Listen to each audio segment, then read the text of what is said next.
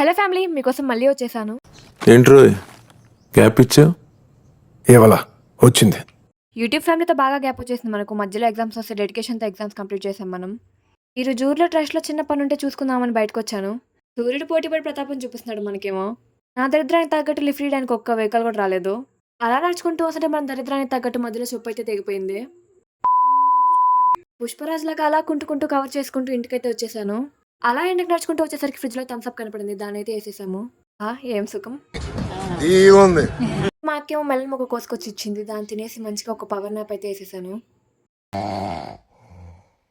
ఇంకా సాయంత్రం లేచేసరికి మా అన్నని కలవడానికి పనుంటే బయటికెళ్ళాను. 2 మినిట్స్‌లో వచ్చి పికప్ చేసుకుంటాను ఉండని వెయిట్ చేయమన్నాడు. ఆ మాటలు నమ్మి నేను కూడా వెయిట్ చేయడం స్టార్ట్ చేశాను.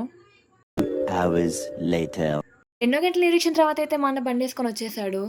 చకచక పని పూర్తి చేసేసుకొని మా అన్నని తీసుకొని ఇంటికైతే బయలుదేరేశాను. అరపడుగుతో జోకులేసి నవ్విస్తున్నాడు. లెఫ్ట్ ఇండికేటర్ వేయకుండా రైట్ ఇండికేటర్ వేసానని. అన్నలు కాదు వీళ్ళు, శత్రువులు. అలా ఈ రోజు అయితే గడిచిపోయింది. ఇలాంటి మరిన్ని డైలీ వ్లాగ్స్ కోసం మా ఛానల్ లైక్ చేసి సబ్స్క్రైబ్ చేయండి. నేను మీ నిక్కీ.